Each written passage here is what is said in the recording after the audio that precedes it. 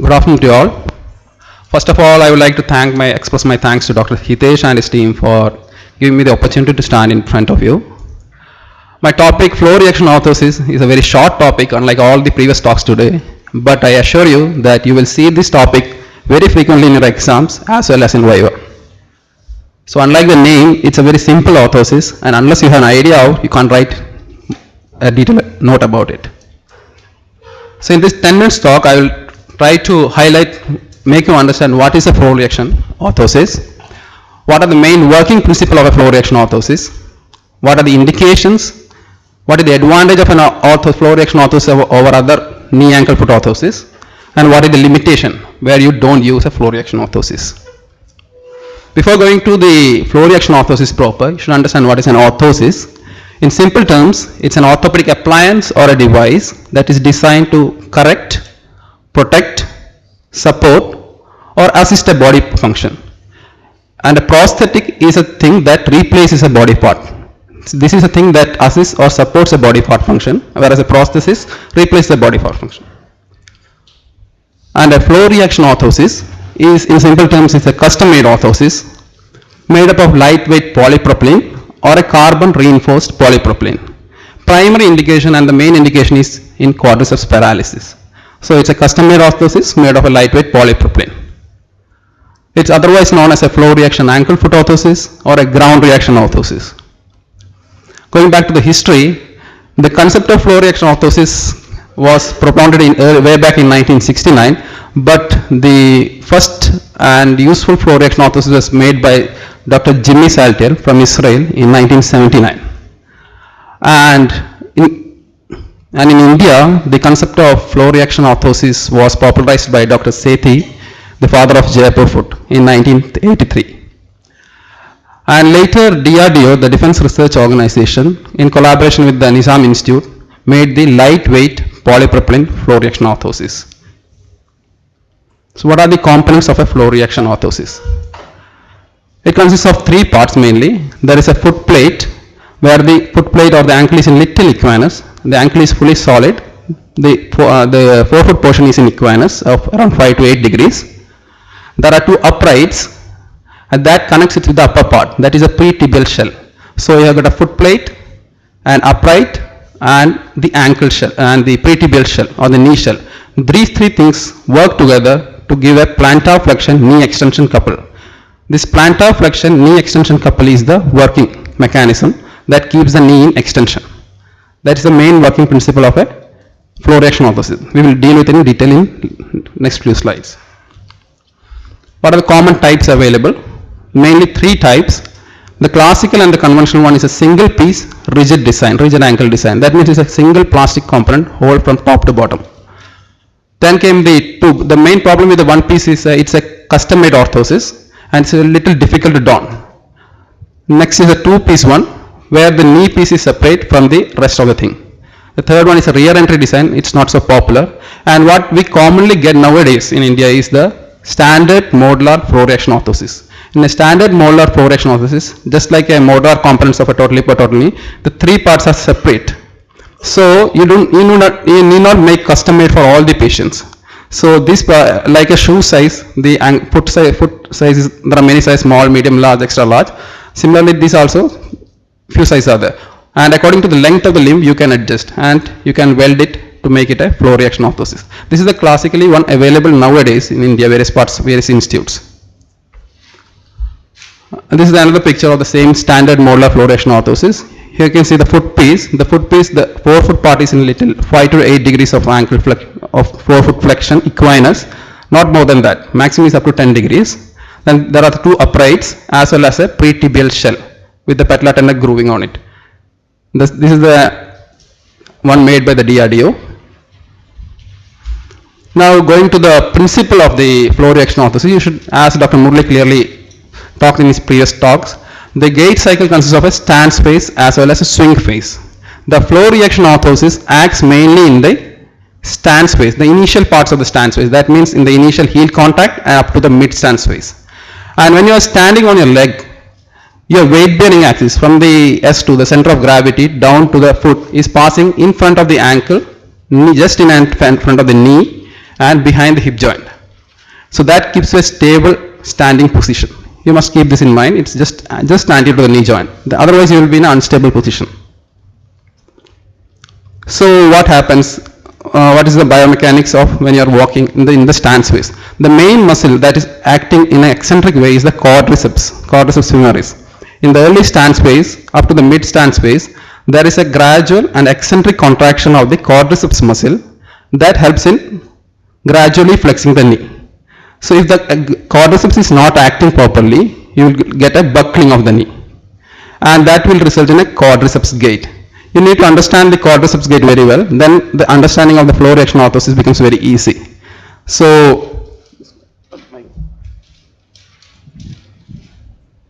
what happens in the quadriceps gait is that when the patient has got a weakness of the quadriceps muscle, in the initial heel strike phase, you need the quadriceps should be contracting eccentrically, then only there will be gradual flexion, controlled flexion of the knee. If your quadriceps is not acting, it's paralyzed, what happens? You will get a buckling of the knee. So how the patient can contract it? He can hyperextend the knee fully, that locks the knee. So he will completely lock the knee. Next thing, you have to bring the weight bearing axis in front of the knee joint. Then only the knee will become stable. So patient will stoop forward, and to further stabilize, he will support the thigh with the knee, with the hand. So he will walk with some lot like this when there is a quadriceps paralysis. So three things happens. First, he will hyperextend the knee, which will lock the knee and make it more stable. In a hyperextended position, you don't need the action of a quadriceps. So locking the knee in a hyperextended position, then bringing the center of gravity forwards by stooping forward, and to further stabilize the knee, you lock the knee with the support your knee with the hand. So that is the gait that you commonly get with a quadriceps paralysis. If you understand the principle of a quadriceps gait, the principle of flow reaction orthosis becomes it's almost similar.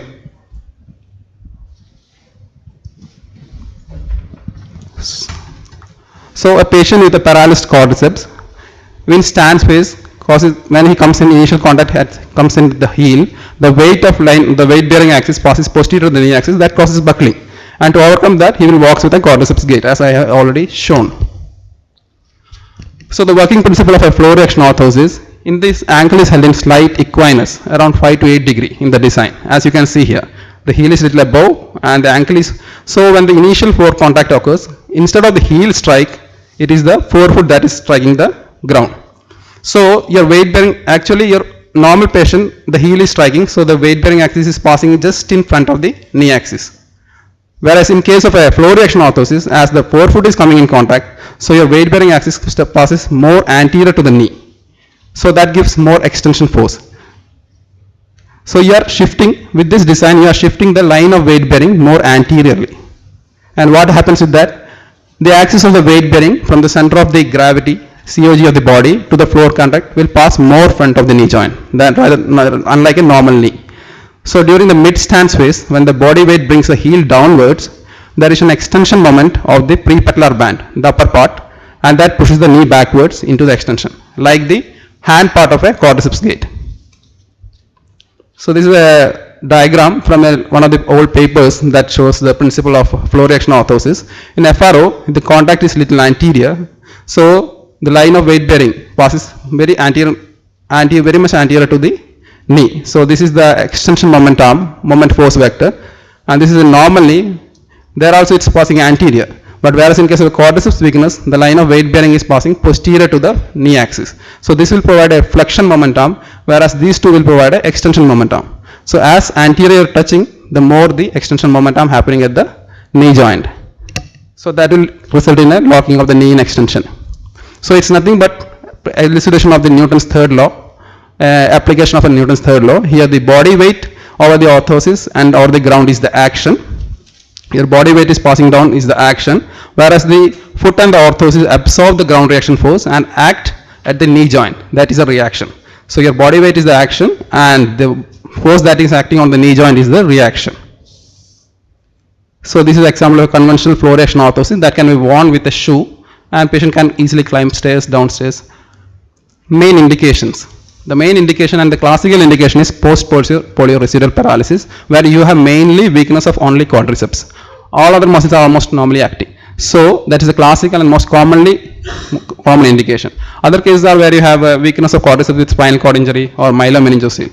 In cerebral palsy also you can use flow reaction orthosis unless if you have controlled the spasticity. If all the muscles are too much spastic, you cannot use. After your surgical control, when the hamstrings are not so spastic, you can use the flow reaction orthosis. Just two more minutes. As I mentioned earlier, the poliomyelitis is the commonest indication of the flow reaction orthosis, and person who is walking with a hand to knee gait, you can, instead of here when there is a hand to knee gait, instead of patient bending forwards, you are giving the equinus at the ankle that transfers the weight bearing axis anteriorly, and instead of the hand support, you are giving the prepatellar band. So that's the main change from hand to knee gait. So the same analogy applies to a flow reaction orthosis.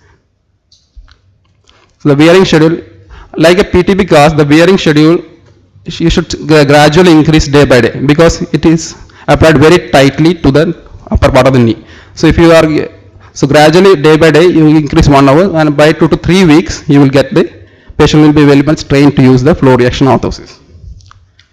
Usually you give a stockinette or a socks and over which it is worn because it's tightly applied to the skin. The patient can develop skin maceration and you can use a shoes over that. That's the main advantage. So another option for a weak quadriceps is a knee ankle foot orthosis. So what is the problem with a knee ankle foot orthosis in a patient who is having only weakness of the quadriceps? Here the knee joint is locked and the motion at the ankle joint is also locked. So the patient will walk with a rigid knee that is unphysiological and energy inefficient. So in those cases it's always better to have a FRO. The main advantage is it's a lightweight, around 300 grams. The swing phase of the knee is not affected because the knee is freely able to flex free, unlike in a KAFO.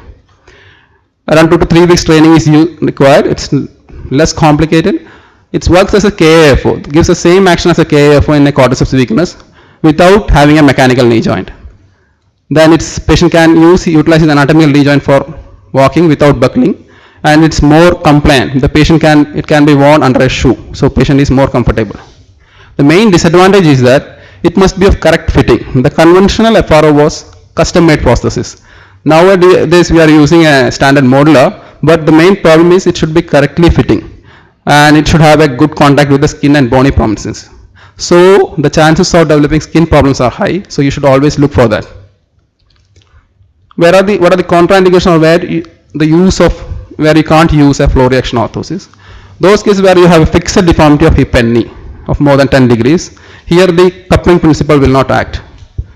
And you should have some power of quadriceps. In flail knee or flail hip, you can't use a FRO. Around 2 or 3 power, plus 2 or minus 3 power. Flail knee and flail ankle, you can't use it. In those cases, you need a KAFO, knee ankle foot orthosis. Some working tips. When you are using an FRO, avoid using different types of shoes. Always use the same shoes because the heel height affects the stability. Because it is a 4-foot equinus that is giving the stability, and if you are increasing your heel height with different types of shoes, it will affect the stability of the orthosis. And always heat should be properly seated inside the orthosis, and just wipe it dry, don't wash it inside the water. So in conclusion, FRO is an orthosis for quadriceps weakness. The main working principle is plantar flexion knee extension couple mechanism, as I have told you. Commonest indication is post-polio residual paralysis with quadriceps weakness. Standard molar FRO is a commonly one used nowadays, and flexion contracture on the hip and knee or flail joints are contraindications. So in words of our former president, Dr. APJ Kalam Azad, who is the mastermind behind development of the lightweight polypropylene from DRDO, a piece of plastic can do wonders if properly fitted. Thank you very much for your listening.